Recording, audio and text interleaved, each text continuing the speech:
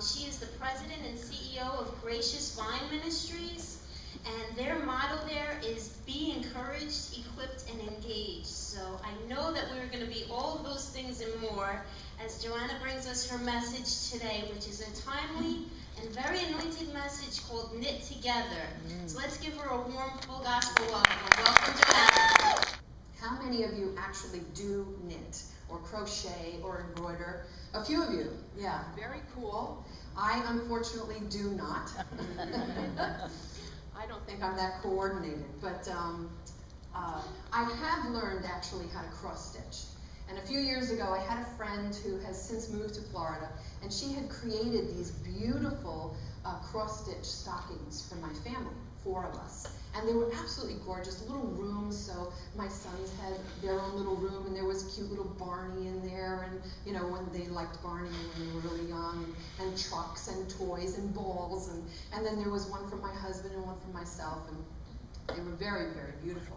And then she moved to Florida, and we lost contact, didn't have any fellowship or contact with her anymore, and then I got pregnant and I had a daughter.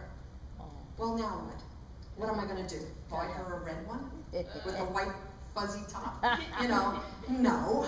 So I ended up calling around every place I could. I called Michael's, I called Frank's when it was still here. I called all of these different craft places to see if somebody there, or a sewing store like Joann's Fabrics, does anybody there crochet or knit or, you know, I'll pay, you know, because I wanted the set to be complete, right? And I ended up coming in contact with a friend who also cross stitches, and she had a pattern for a little girl's room just like it in her book. And I was like, this is it, this is exactly what I need. Will you do it? And she's like, no, I won't. I was like, why? Don't you like me? Aren't we friends? Won't you do that for me? And she was like, no, you need to do it for yourself, because you need to see the value of it. And you need to put the energy into it so that you appreciate what it was that you received to begin with. I was like, oh, darn. Okay, if there wasn't a spiritual truth in that, right? So sure enough, she gave me the pattern. I went and I bought all of the supplies, and it took me over a year to create and to make this thing. I put it down when I got bored, or I got frustrated, or it wasn't coming out exactly right. And then sure enough, after about a year and a half, I had the stocking that I needed for my daughter, and by the time she was 2, she had a Christmas stocking that matched everybody else's.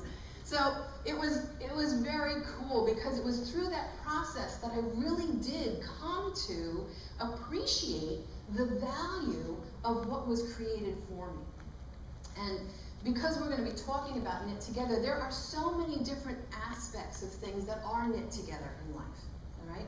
Symphonies are knit together with the various different melody lines and the harmony notes, the stringed instruments, the percussion instruments, the brass instruments. All of these different aspects are woven together by a master composer, and they bring all of these elements together, and they're woven to create an absolutely gorgeous, classical, timeless piece that we can enjoy, right? Bach, Beethoven, hundreds of years ago, now still being enjoyed to the full. Other things are literary works.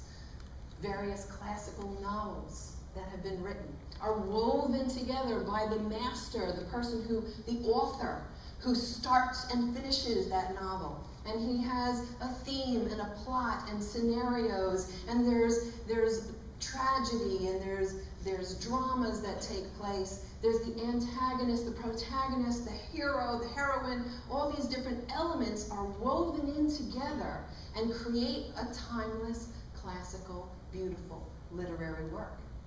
Tapestries are created from different elements, and I have a few things here today. Here's a tapestry, just one. You have all of these banners around the church, right? Here's a tapestry. Somebody designed that. Somebody purposed that. Somebody planned that. Somebody put the energy into creating that. And there's all different elements that are worked into that tapestry to display a picture of what was in the master's understanding and heart and mind. Okay? That is what we are. God has woven us and knit us fearfully, wonderfully, beautifully, uniquely created each one of us. And I'm going to read to you a lot of different scriptures today. In Psalms 139 is a very famous passage. A lot of the times when somebody's having a baby, a lot of the times people write this passage in their card and stuff. And it says, For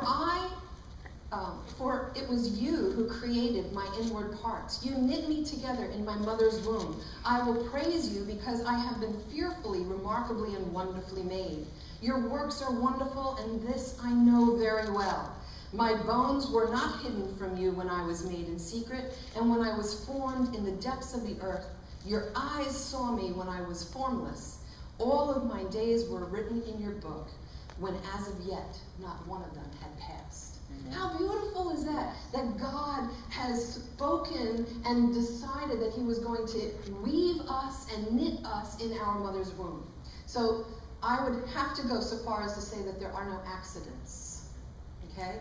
Nobody here is an accident, which is a blessing for us to know, regardless of what we've heard, perhaps from others around us. God purposed and brought us forth by his will. And that is a beautiful thing. God has woven and knit us in many different ways. Physically, he has knit us so that we are physically knit together. And when you look at the science of it, it's fascinating. The DNA structure alone is fascinating. The proteins and all of the different aspects that are interwoven into this double helix that is this microscopic little strand of information that has been put into each and every individual cell of our body that determines our hair color, our skin color, our eyes, the shape of our ears, the length of our nail bed, like everything, every aspect of who we are. And that has nothing to do with our environment. Those things are interwoven right into the DNA. And there is enough information, more information, in a DNA strand than in a 600-page telephone book. That's not an accident. I don't think anybody throws together the alphabet and creates a telephone book. It's planned, it's purposed, it's methodical.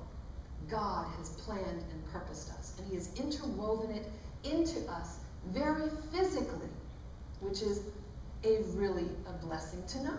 It's something that we can rely on and be excited about, that God has made me who I am. Another way that he weaves us and interweaves us is personality-wise.